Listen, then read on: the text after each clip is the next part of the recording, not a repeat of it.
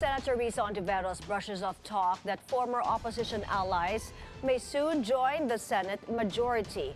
She says she'll stick to her principles, even if it means being the lone minority voice. Hannity has the details. Senator Risa Ontiveros is not hurt, following reports that former opposition allies may join the Senate majority.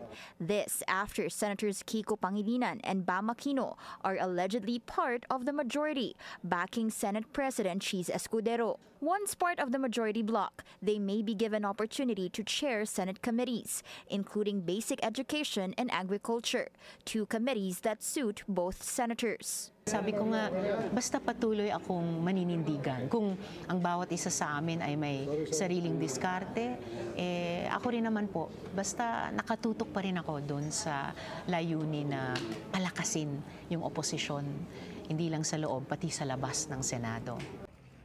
It's still unclear if she will be the only one left in the independent minority, but Ontiveros vows to continue speaking truth to power. Hindi ko pa sigurado kung mag-iisa ako o hindi, pero kung ano man, basta maninindigan ako. She declined to speak for her colleagues, saying their decisions should be their own. Ang bawat isa naman sa amin ay responsable at saka accountable sa aming mga desisyon. So siguro dun sa mga kasama ko, mas dapat na sila ang sumagot kung bakit nila gagawin or hindi gagawin ang isang bagay na pinag-uusapan sa ngayon. Ontiveros has yet to confirm if she's willing to work with the Veterans Bloc, which includes Senator Tito Soto, who earlier said he's open to being minority leader.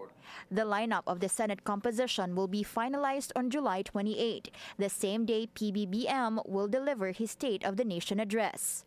Ontiveros remains the last holdover from the Makabayan Liberal Opposition Bloc and may face an upcoming Senate supermajority that's poised to be a mix of opposition figures and administration-aligned allies. Hannity, Billionario News Channel.